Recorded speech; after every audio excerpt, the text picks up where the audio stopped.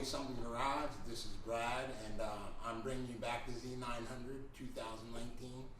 You guys already saw the bike before. We brought it in when it was stock. We did some modifications to it, but you really didn't get a chance to talk about it or hear anything about it after that. Things got busy and we didn't get a chance to get back to getting that. But you're going to hear about the 5 things I like about this bike today.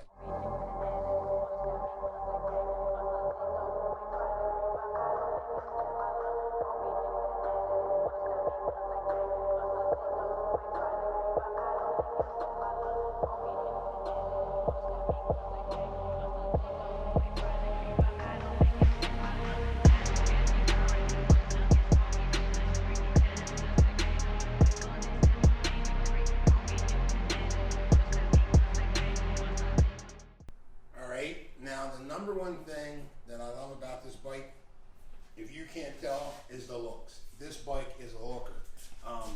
Ever since we changed it, when it came from the factory, it has the high mirrors that are in your way.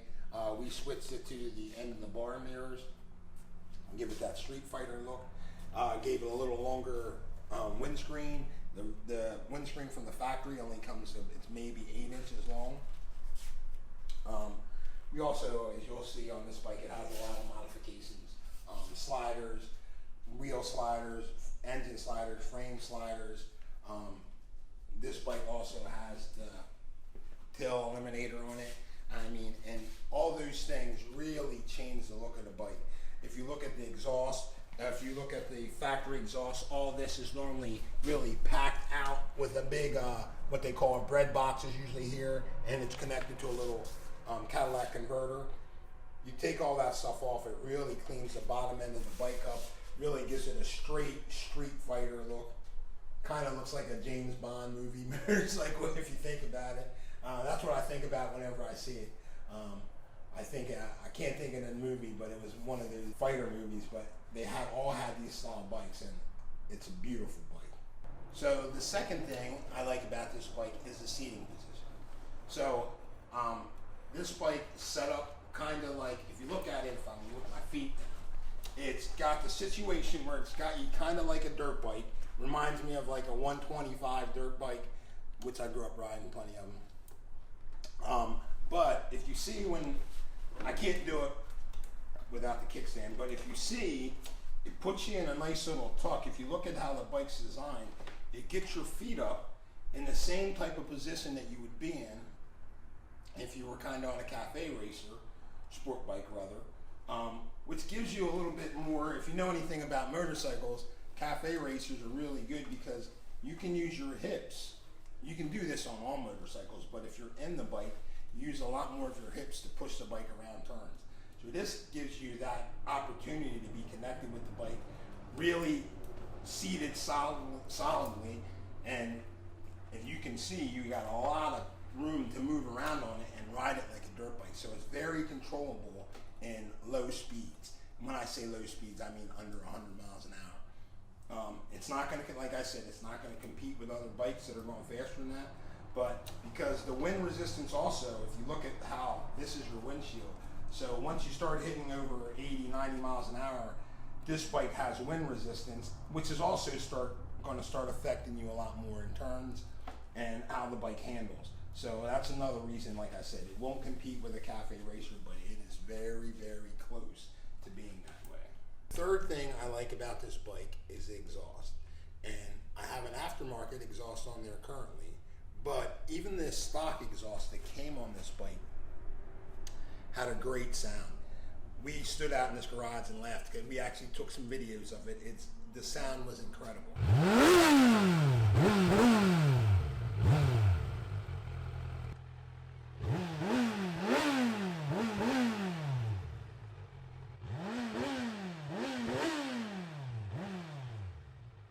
But it is nowhere near the sound of this titanium. Well, it's not titanium. It's actually Aprovic copy, Chinese copy exhaust with a carbon fiber fake muffler can. But the sound is incredible. It actually sounds like a kind of a GP racer. Once you get it cracked open around 10,000 RPMs, it really, actually around 8,000, it really starts to scream.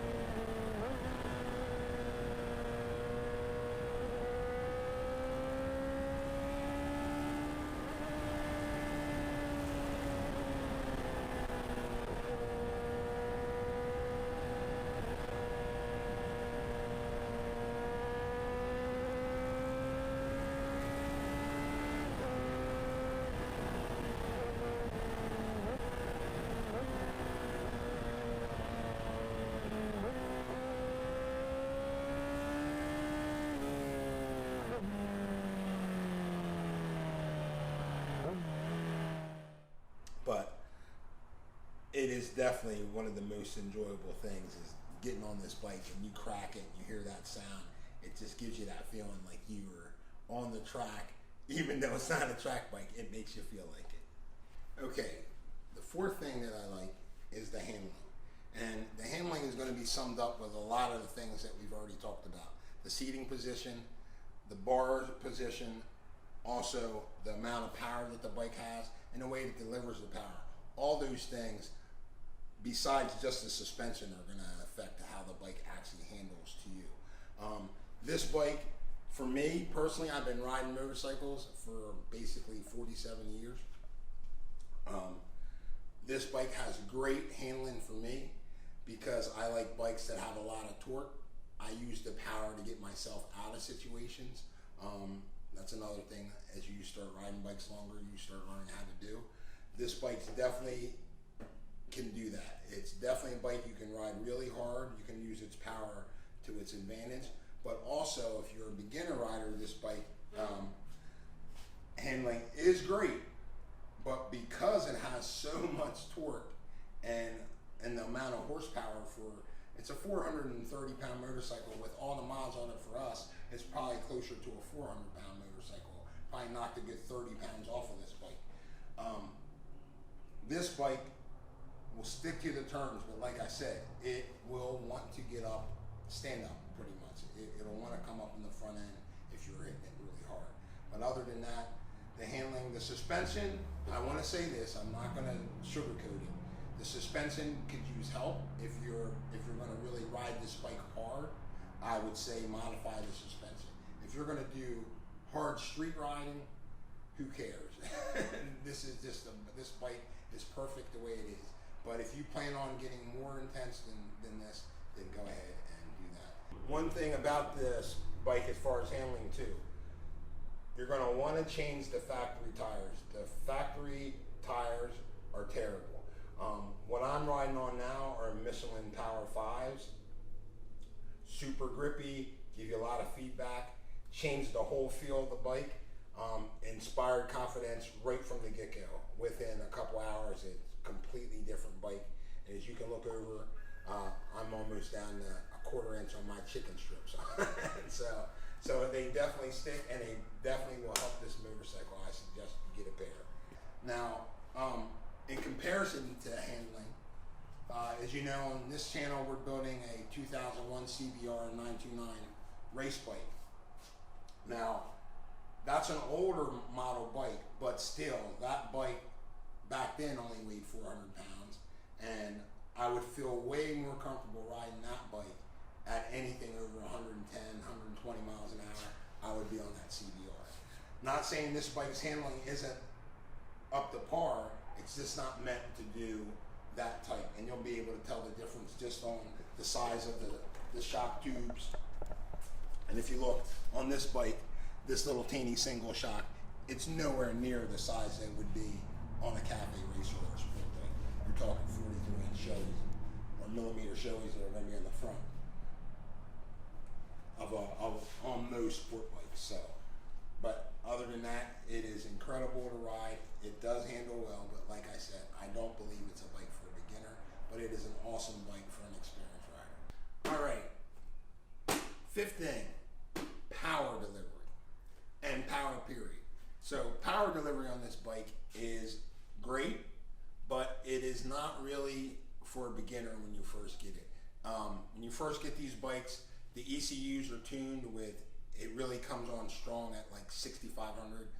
Not a whole lot before that. I mean, it's enough, but for an experienced rider, you would want it a little bit more smooth because it has so much torque. This bike, having the ECU flash by More Mafia, it's a lot smoother, but also it's still torquey. So the delivery is very smooth, but very strong. And what I mean by that is, it's not going to just knock you right out, but if you want to, if you were to full throttle it will give you every bit of the motor all at once if you want to. But at the same time, it will hold on to throttle positioning very well. For experienced riders, that might sound confusing if you're not an experienced rider, I should say. But if you're an experienced rider, you would understand. There's what you call throttle control when you're going through turns, and that little jerky throttle control that the beginner rider has. This would not be good for it. This bike would not be good for that. An experienced rider would love this power delivery because it's instantaneous, but that also makes it more dangerous. Now, as far as power, I think this bike came out at 115 horsepower to the back wheel. I think we're sitting at close to 130 something right now because it's flashed with the more Mafia. Also, because we did do that flashing, and this kind of goes back to power delivery, this bike comes with a slipper clutch. It only has a 3-spring clutch, so if you're going to do any modifications to it, I would suggest that you get modified springs for it immediately, because you will notice that if you really hit it hard and you're in the higher gears, you get a little run, but that's kind of a thing that you get in a slipper clutch anyway. But I would say before you burn your clutches up, just go ahead and give yourself a set of springs. It's not that big of a deal to change. But because it is very torquey, it definitely is something you should definitely invest in, is the springs. Alright guys, that's the end of the video. I'd like to thank you guys for watching the video. Please stay tuned. Like, subscribe. We have more videos coming with motorcycles. This is the Z900 2019. Of course, we have the 2001 CBR 929 race bike build that's going on. Sorry that's being a little delayed, but as the sickness is going on through the world, it's hard to get parts, and machine shops, they're usually about 8 to 9 weeks behind right now. So, but that's coming soon. That's the end of the video. We're looking forward to seeing you guys next time.